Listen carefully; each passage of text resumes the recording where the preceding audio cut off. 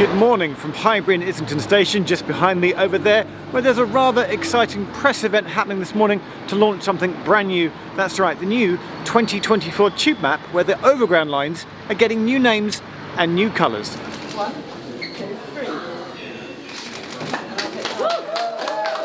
As the tube map in TfL network has expanded over the years, the overground was added, and unlike tube lines with their separate names and colours, the overground has always been orange with no distinction between them. This can get confusing, say when you look at the carriage map on a Victoria Line train and it says overground in several places, but this actually refers to different branches of the overground, so how are you supposed to know which is which? So in 2023, a community engagement programme took place to give all 6 lines new names and intriguingly new colours as well on the new 2024 tube map. And at the official press event, the new names of Liberty, Lioness, Mildmay, Suffragette, Weaver and Windrush were announced. At the event, I managed to get my hands on a limited edition tube map that they were handing out, and then also spoke briefly to TfL's head of design, Jon Hunter, about that new design and how the names and colours were chosen. And this then led me to having a fuller interview with him at TfL to talk about this major design change. So coming up, we'll hear about how the colours were chosen. So the real secret is, if we're using a green, where are we using it? And how can we make it distinctly different from trams green and also district line green? Some news about a major change to the tube and rail map. Breaking news, so on the London rail and tube services map, the Elizabeth line and DLR will be parallel lines. And we get to hear about other possible names that were in the running. So Skylark was in there. And I ask if TfL might also split up the DLR and trams into separate lines as well. Could you split the DLR? Could you split the trams? And also, Jon takes us through how the signage looks brilliant on the vitreous enamel signs that you see around the network, and we learn about the values of the new colours on the map. Right, these are our approved vitreous enamel colours for the 6 lines. So I'm delighted to say that at TfL's invite, I'm with Jon Hunter, head of design. Head of design. Hello again. Morning. I'm going to shake hands. Morning, Geoff. We've met before, just when you brought the trams in, and now we're here to talk today about the colouring and the naming of the new overground lines. Yes. So there was a press event last week. You were there. Yeah. Very exciting. New map. I have so many questions. I have so many answers. Great. We're in the right place. Let's dive straight in. And my immediate instant thought when I saw this, but this is what will lead to so many questions, is like, oh, green is one of the new colours. So, because I thought that with the trams and the district line, there's no way you'd have green as a new colour. Yeah. But yet you managed to find a shade of green that was not previously used. How do you go about picking the new colours? What's the process? So, 6 lines, 6 colours. Seems quite simple, but we have some quite limiting factors. So we can't use a colour, exact colour that's already there. We need to make sure we've got enough distribution around a colour wheel so we don't have, 6 shades of blue. Right. So Richard of York gave battle in vain. So you're running around a colour wheel, which means you have to have greens, you do have to have blues, reds, for example. So the real secret is, if we're using a green, where are we using it? And how can we make it distinctly different from trams green and also district line green? But I'm assuming some very basic sort of structure in terms of like not having 2 colours that clash. So like the new green does cross the district at Barking. So were there iterations of this design where colours were clashing too much and you moved them around until you found one that worked? Yeah, very good point. So as well as the colours, it's the distributions. Because you're right, if we had Suffragette green, for example, down for the Mildmay line, we're intersecting with so many district line stations. We're then going to intersect with the Wimbledon at the tram network. So again, a lot of thought into how can we minimise colour interaction. So we're using dissimilar colours where we can at stations. Now, because of our lovely rich history of using all colours, it's very difficult to achieve. Right. What we have done there is to minimise where possible, and we haven't been 100% successful because of the spread of the colour. Right. Making sure, for example, the Suffragette line, it only interchanges once at Barking. Our mitigation is, it is a different green. It's almost like a pear green as opposed to that dark green, and it's a parallel line, and it also will have the name Suffragette line in the Overground Roundel. So that was a deliberate choice. But was there an early iteration of this map where maybe the sort of the yellowy orange which you've used for Lioness was on the Suffragette line? Was there a version? Are there versions of this map that are now in your archives which will never see the light? Hidden away in your cupboards. We have many maps in the archives. We have the famous triangle map We don't talk about triangle maps. But yes, we did look at moving the colours around. We did have different colours in different locations through some of the many iterations.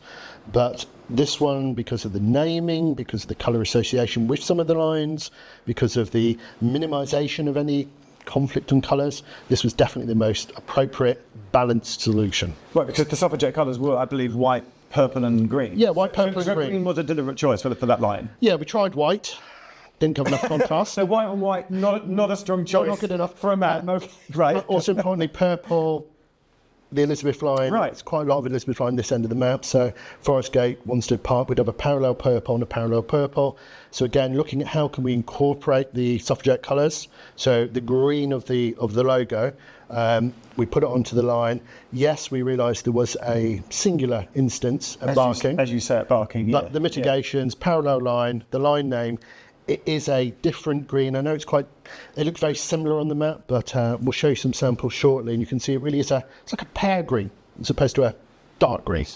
And again, I want to point out what I hope is obvious, and then want you to nod and go, well done, Geoff. The grey colour on the Emerson Park Liberty line, yes. If you'd have used that going up to Watford Junction on what's now the Lioness line, the brown and the grey probably would have sort of blended in. So there's a nice contrast between that brown and that yellow colour. So that works really well. No, definitely. There is a visual differentiation.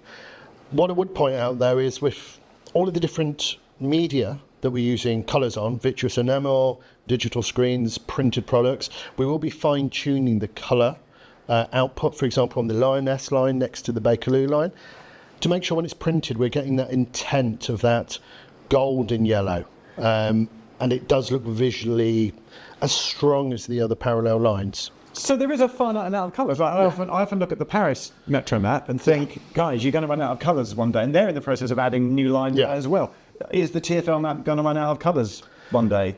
If, for example, are you going to split up the DLR and do that like you've done with the Overground? Well, we did have we often have a discussion about can we create some new colours. Unfortunately, we can't. But you have a very good point. The blessing and the curse of using a colour system is that you do run out of colours fairly rapidly. And if you're looking at major expansion of a network, so from the Tube to the formation of Transport for London to the addition of trams, DLR, Elizabeth line, the cable car, and the Overground, we really have run out of obvious colours. We could say, yeah, but we use a slightly different tint of the teal or a slightly different tint of the green.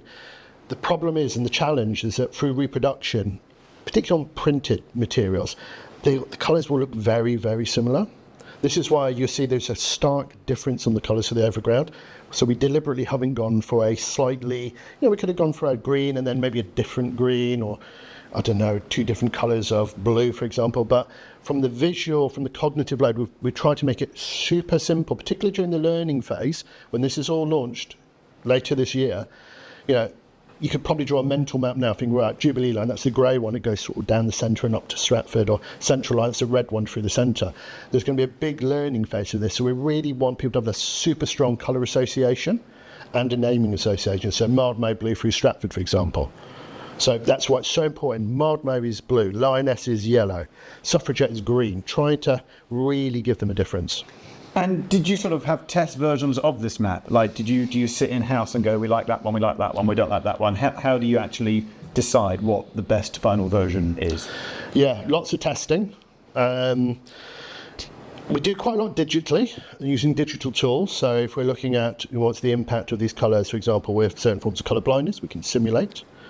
But nothing beats printing these things at full size, putting them on a wall, testing them under different lighting conditions. One of the things we did with this project is we printed a load of test signs, and we worked with IDAG, who are Independent Disability Advisory Group, so we could look at how do these colours look in different lighting conditions. For example, we're in artificial light here, this all looks quite crisp and white. Yeah. But looking at the totality of the Overground network, you have outdoor lighting, you have some quite warm lighting conditions, you have mixers, you have shadow, you have direct sunlight. It's really important that the colours reproduce as consistently as possible across everywhere that It's hard to do, right? To get them right. Yeah, it's very hard to do. Yeah. The point is, this wasn't just slapped together in 5 minutes. This took months of work. I'd say the colour work took about 6 months of intensive work. Gosh. I know you could say, well, you could have just picked it with an eyedropper, or you could have done this. We could have, but we wouldn't have ended up with a result which passed all of the very important accessibility tests we need. Actually, I don't know. There's just the elephant in the room is it's obviously the Beck map, and people do criticise the amount of stuff that's on there, and it's getting very complicated. Yeah. And I really do. I fully understand and appreciate that. But what we've done with this is we've tried to make it still look as beautiful as we can. I know that's a strange thing to say, but we've tried to make it look. If Beck was designing it now instead of 90 years ago, would he have done something similar with, he's absolute mastermind of how he's translated it into, as I say, a diagram, with the challenges that we have in terms of the number of lines, with the requirements of fare zones, the really important accessibility information, because people need to know where they can get in and out of our stations. I think it would have probably looked very similar to this, I've got to be honest with you. And even if you look down at the key, for example, you can see these colours all work beautifully as a set. We haven't gone for a dark palette for the Overground or a pastel palette for the Overground. We've gone for something which feels that it's an extension of our existing colour system. So my cheeky question was, actually got 2 cheeky questions, is that all right? You can have 3, but let's start with 2. When I told people I was doing this interview, some of my friends were like, ask them why they didn't keep the East London orange, or the people assume there would be 5 new colours plus the existing orange, but you've scrapped the orange and gone with the 6 new colours. So what, John? What happened to the orange? So the orange is still there, of course. It's the roundel colour. Ah. Yeah, it's on the train. So it's part of the overall brand. It's the brand. The orange is still the brand for the Overground. Yeah, like the Underground, so the red and the blue. Is the red and the blue. Yeah. The Overground is the orange and the blue. Yeah, that's why we're not going to have, mild May roundel. So that's why there's no orange line, because it would disrupt the brand. There's 2 reasons that we didn't want to retain an orange line identity. The first one is we wanted to show that this was a complete change. And people might think, oh, well, they forgot about the East London line. Why is that one still orange? But also, secondly, if we were going to use an orange, it's Sophie's choice. Which one stays orange? And why did you say that one was orange as opposed to that one or this one? Right. So by changing all of the colours and retaining the orange brand, it allows us the ability to have the new names, new colours. My other cheeky question. Does the Elizabeth line still stand out now? Might you think the Elizabeth line was part of the Overground? This is abhorrent to me, because I'm the first one to defend the Elizabeth line is not a tube line. Would you consider making the Elizabeth line solid purple? Controversial. No, because it's not a tube line. Good. That is the correct answer. I do appreciate the comment with. Actually, we have blues, purples, we have lots of parallel lines now, but if we look at a bit like the Paris system, if we look at using the graphical language of the line as a way of delineating its service, its frequency, Elizabeth line goes Reading to Shanfield, it's a longer distance line, bigger trains. Yeah. One could argue the Metropolitan line is quite similar, but it hasn't got that extensive nature. All right. So this is why you find the tram network, the DLR network, all of the Overground, the DLR, of course, and the Elizabeth line have parallel lines.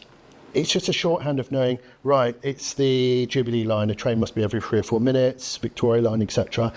Sometimes there is a different stopping pattern, there's a different frequency, maybe even sometimes at the far end of the Elizabeth line, there's a different fare system. But on the London Rail and Tube map, which is a separate map, it is a solid line, isn't it?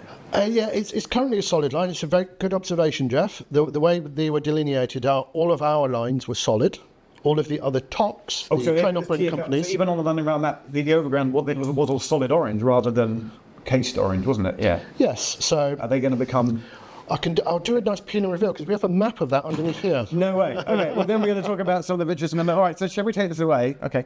So on the London Rail map, all TfL services are solid. Yeah. If you look in the key, everything is solid, including DLR, including Overground, including TfL Rail Elizabeth line. Okay. Yeah. Trams. The only one which wasn't was the cable car because it is a very different service. Sure. But moving forwards, we'd be delineating our rail services as parallel lines, so there's consistency across the maps, because very often... Well, don't just say that, just breaking news. So on the London Rail and Tube Services map, The Elizabeth line and DLR Will be parallel lines. and Overground will go to the Yeah. parallel lines and no longer a solid Yeah. line. That's huge news. Yeah, but for our customers, consistency is key. You will very often see this map next to a tube map, so it's very important that customers are seeing the same visual language. Okay.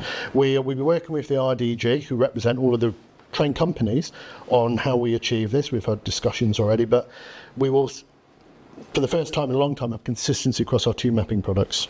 Jon clears away the maps and goes to get the vitriol enamel signs to show me. And whilst he's doing that, I spoke to Julie and I asked her how the names were actually chosen. Developing 6 new line names was quite a challenge. We haven't done it before. And so we needed to take a different approach. It's London, so we wasn't just going to call them 1, 2, 3, 4, 5. So the first thing we wanted to do was to find out what Londoners thought and what the customers thought who were actually using the network.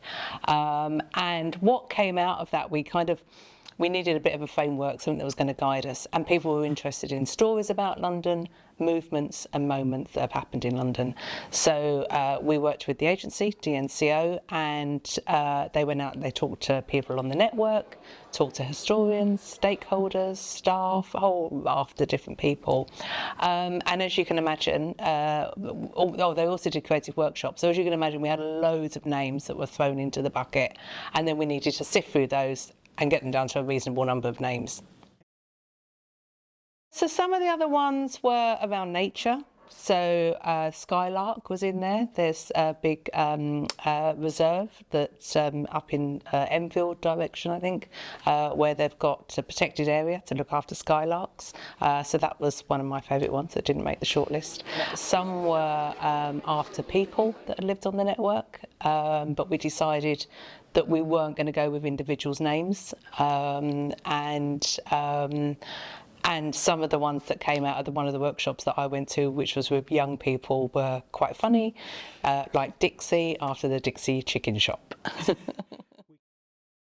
The final say was with Andy Lord, the Commissioner. But yes, there was a whole series of meetings, and where DNCO came in, gave us their findings, presented us with a number of different options, the different stories behind them, and then we had to go through a number of practical steps. What would those words sound like in an operational setting? So, if somebody was having to say on the platform, the X line is currently delayed, or everyone's on their phones nowadays. What would it sound like if a customer was sitting on the train and going, yeah, I'm just on the such and such line at the moment. We kind of had to visualise what it was going to feel like to actually use those words in an operational environment. Then we needed to legally check, did somebody else use that word? Did somebody else own that word or name? We did work with operational teams as well to see whether we thought that they would work in an operational context as well. So. Okay, time to see how the new colours look on the vitreous enamels. Jon, what have we got here? Right, these are our approved vitreous enamel colours for the 6 lines. You're going to have to talk me through the numbers. So here we've got yellow, what's this, 7406? Yeah. Let's see. So the first number is a Pantone equivalent. Okay. So 424C. Because I often cite the RGB values, and then Yeah. somebody in the comments always says, but what's the Pantone figure? They get very adamant about that. So, thank you. Well, this is the closest Pantone. So a good example here, you've got the chip, the little Pantone chip 424, and then this is how it reproduces in vitreous enamel. The PO1509 is the colour reference for the vitreous enamel pigment itself from the supplier. So what we're seeing here is that's the Pantone, that's the colour match of the vitreous enamel, and that is how it will look compared to our control sample. Hang on, there's 2 greys here. I've just realised they're upside down. Is this the Liberty Line one? Is this the one you went with? Yeah, so what we do is we sample multiple colours at the same time so we can hone down as quickly as possible on the correct one. Who's made these for you? So these were made by AJ Wells. Okay, and they sent these to you as examples of what it would look like? Yes. Okay, that's great. So this one is the colour we're using for the Liberty line. This yellow one is quite a good example because we originally were looking at Pantone 7406, but it looked a bit acid yellow.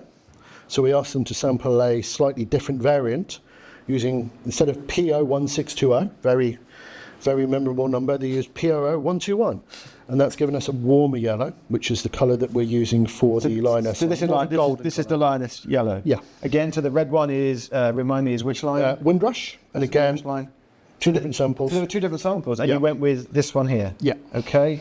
And this is the... This is the Weaver line. Now, interesting. These look the same. These look more the same. Are these different? Yeah, so this is a slightly different way that we've looked at the colours. We have 1 pull and 2 pull, or 1 coat and 2 coat. It's like putting it on twice. The reason we do that is we need to get the density of colour, and secondly, when we wrap around the top of a sign, because it fits into like a frame, these elements on the front are screen printed on. The elements that go around are done by hand, so they're essentially sponged on. And if you use a single coat, you get a slightly mottled effect, where if you do 2 coats, I can 2 see- coats, I can see, yeah. it comes much better. Gosh.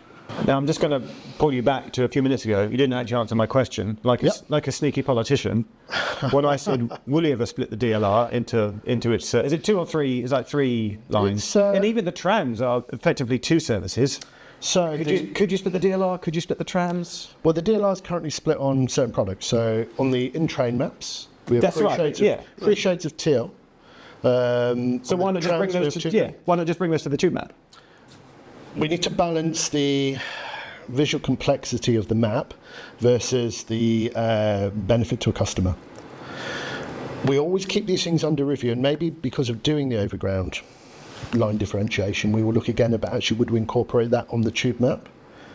But it's not something which, using that product, our customers currently say it makes it difficult for them to understand where the DLR goes. Because it is, I know it's 3 separate lines, but there is a lot of parallel running through Poplar, for example. And then on our journey planning tools, on TfL Go, in the trains, we have 3 slightly different shades just to make it visually easier to know which one you're on. But I do think as part of the overground line naming, we will look at that bit again. And then also the trams, where we have 2 separate services. But again, if you look at the map as showing you where does the service travel to, as opposed to the nuancing on stopping patterns, etc., we don't want to try and make the tube map do every single thing at every single point in time. It would become extremely complicated. But we would test it, and we would see what customers are going to say. We're not going to say we're never going to do it because we don't think we should do it. Do you love your job, John? I do. I love my job. It's you and it's a team of people, right? Yes. It's not just no, you. Okay, gosh, there's a whole team. All right. Yeah, I got the paint off my fingers earlier from this. No, there's a big team. We all work on this together. Do you ride the tube or the bus or the tram today and you think, yeah, that's kind of my team's responsibility? Does it? Oh, do you feel that? Definitely, and also with a big launch like this, because the eyes of the world are looking at everything that we're doing. We do have our critics, we do have our supporters, lots of healthy discourse on everything that we do, but there is that enormous sense of responsibility, and also, God, is that spelt correctly on that map? Just put up that is a constant, it's a constant challenge. Yeah, if it helps, I put out a video yesterday about buses, and there's a mistake in it. There's a typo. I know where did they go? No, but you've got a whole team that can check for these things, right? Yeah, but the good thing is that I guess you can edit it out of the video. Not once if it's the tube public. Not map's once it's wrong. live on YouTube. That's it. I'm done. If the pocket tube map's wrong, it's a whole different issue. We won't talk about the Morden Zone issue, right? We never mentioned that, did we? Morden, I don't know what you mean. This has been brilliant. Thank you. And No this has problems. been deeply fascinating. Jon Hunter, thank you for your time. Perfect. This has been amazing. No problem. Thank you very much. Thank you. So that's 6 new names and 6 new colours coming to the TfL tube map. Expect to see it in print, on signs and on carriage maps in trains later in 2024.